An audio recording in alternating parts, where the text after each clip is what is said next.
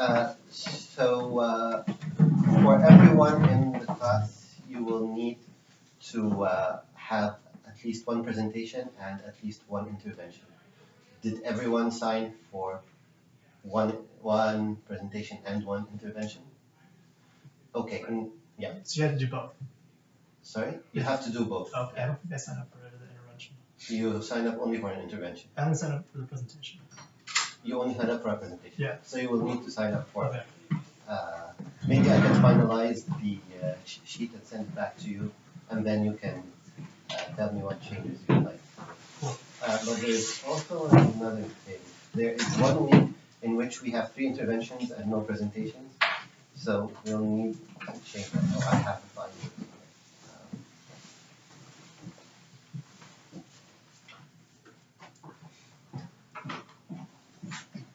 And as far as I understand, yes. I just have a question about week 6 because that's the week that's been. Wasn't there a week that the professor said he's changed the date to, or that's been rescheduled, something like that? There's going to be a dinner for 1 week, but I think that's on coursework. Okay, so week 6 would be week 6. Yeah. Okay, thank you. Okay, so for week 14, we have 3 interventions and no presentations.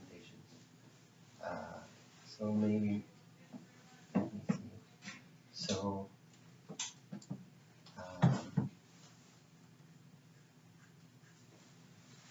have Anna, you signed up for week 14? We have 2 Annas. Okay, okay. One of you signed for week 14. Yeah, I did. You did. Okay, and Mariam? And Omar. So I think 2 of you need to change from an intervention to a presentation if you want to stay on week 14. 2 of us need to what, sorry? So now there are 2 class components. I like using the boards, so let's do that. So everyone will give a presentation in which you do the readings, present them to us, start the discussion, and so on. But then everyone also needs to give at least 1 intervention. So what's the difference between the presentation and the intervention? The presentation, just you present on the readings, like what's going to happen today. Now the intervention is you respond to the presentation. So you respond to the question asked in the presentation. You comment on the presentation, but be generous to your colleagues. Don't just criticize them. But in a way, it's a response. It's a short response to the presentation. And as far as I understand, this will happen at the beginning of the class after, but I will double check with Professor. So is that clear? Okay. So those of you who haven't signed up for at least 1 presentation and at least 1 intervention should email me, and we will sort this out. Okay, yeah. Is there a way you could send out the finalized list just so we know for sure? Yeah. Okay, yeah, I have it now as a picture. I took a picture of the sheet. I can send it to everyone now, or I can, let me redraft it and send the cleaner version to everyone. Thank you. Later on. And then on week 14, 3 of you signed up to present, but the 3 signed up as interventions, not as presentations. So we need to change that. So we need at least 2 of those of you who signed up for week 14 to present rather than intervene. Think about it and email me. Okay, so now we're going to listen to the presentations. As you know, the author of the novel, Cell Block 5, did go to prison, and the novel came out in 1971, 1972. Yeah, please go ahead. Do you want to introduce the novel or Yeah. the writer? So, Fadil El-Azawi, as author mentioned, had gone to prison himself, is writing in 1971 to 1972, ended up spending the majority of his time afterwards outside of Iraq.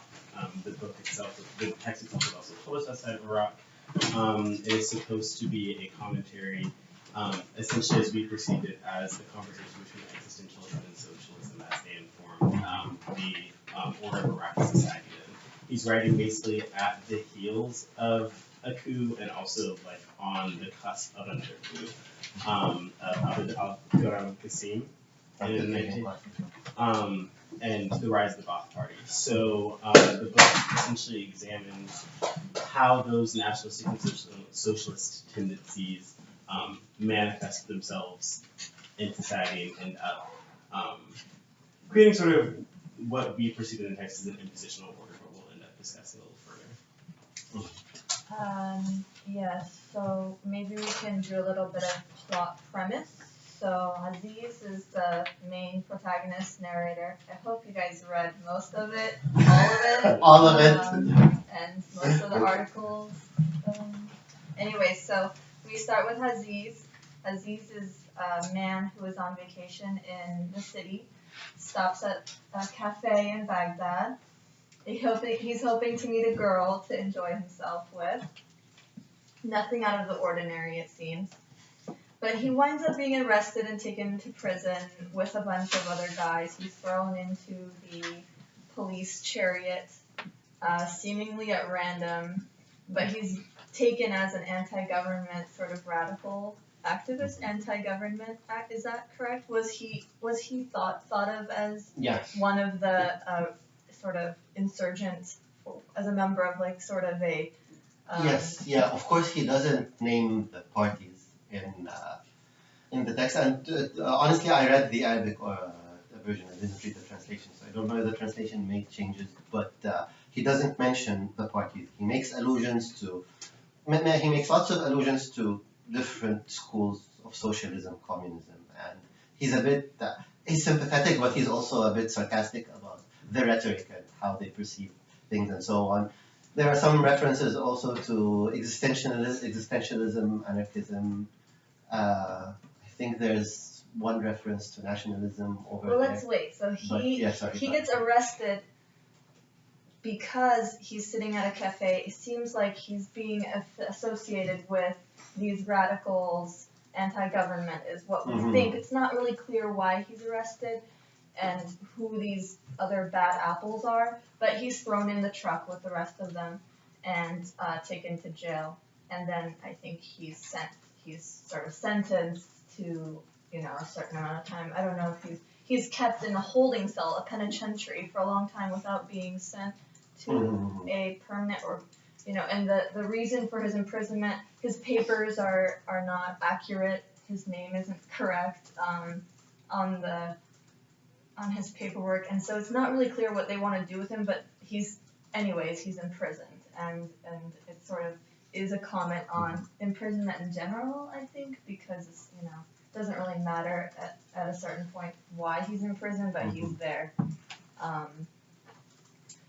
The style of the novel, go ahead. Oh, did you have a question or comment? I wanted to mention the style, and then we can go into some of the philosophical questions.